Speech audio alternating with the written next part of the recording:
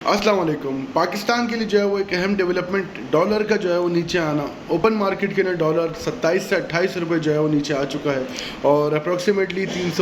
350 304 के ऊपर जो है वो ट्रेड कर रहा है, जिसका इंप्रेशन इंटर बैंक के रेट के ऊपर भी जो है वो नेगेटिव है और 303 302 जो है वो आज का जो है वो उसने मार्क टेस्ट कर दिया इंटर बैंक ने, तो डॉलर नीचे आ रहा है। जो डॉलर हायर साइड के ऊपर जो है वो जा रहा था कंटिन्यूसली और आपकी इकनॉमी को जो है वो हर्ट कर रहा था, क्योंकि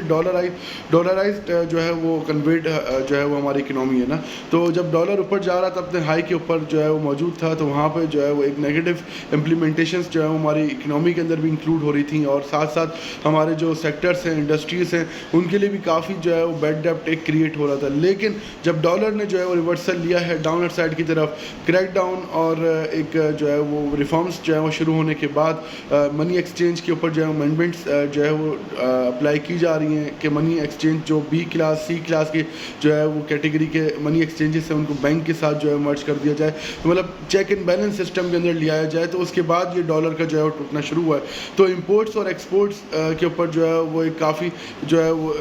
दबाव और काफ़ी जो है वो एक तरीके का जो बर्डन था, ट्रेड डेफिसिट इंक्रीज़ होता हुआ जो है वो एक जो है वो डॉलर ऊपर जाने की वजह से जो है वो नज़र आ रहा था। तो उस सारी चीज़ों को जो है वो स्टॉप यहाँ पे लगेगा, क्योंकि डॉलर का रिवर्सल बहुत काउंटेबल है। फिर आप एक इंपॉर्टिंग कंट्री हैं, आप इंपोर्ट्स आपके जो है वो ज़्यादा हैं, तो जाहिर सी बात है इंपोर्ट करते वक्त भी आपको जो है वो डॉलर के अंदर ही जो है वो पेमेंट्स, तो थोड़ा सा भी जो है वो 20-25 रुपये का जो है वो फ़र्क नीचे आ जाना, डॉलर ज़्यादा नहीं है लेकिन फिर भी एक स्टॉप हो जाना, एक अपसाइड का जो है वो रुक जाना, यही एक बहुत जो है पॉजिटिव एक्सपेक्ट होगा। और ख़ास तौर पर जो है आपके मेन सेक्टर्स है, कुछ फार्मास्यूटिकल सेक्टर्स है, रॉ मटेरियल बाहर से आता है, ऑटो सेक्टर है, इसके जो है वो पार्ट्स जो है वो बाहर से आते हैं और यहाँ पे असेंबल होते हैं, तो इनके लिए पॉजिटिव है। फिर आपकी जो है वो overall economy and facts and figures के लिए अच्छा है। आपके जो है वो जो फॉरेक्स डेप्ट्स हैं उनके ऊपर जो है वो एक इसका इम्पैक्ट और फिगर्स के अंदर जो है वो जो हीट कर रहे थे, पीक की तरफ जा रहे थे डेप्ट्स की तरफ, वो अब जो है थोड़ा सा कूल डाउन हुआ है इंडिकेटर्स। तो ये सारी चीज़ें जो हैं वो डॉलर से इंटरेक्टेड हैं और इसके अलावा कुछ ऐसे भी मेन सेक्टर्स हैं जो कि डॉलर से काफ़ी जो है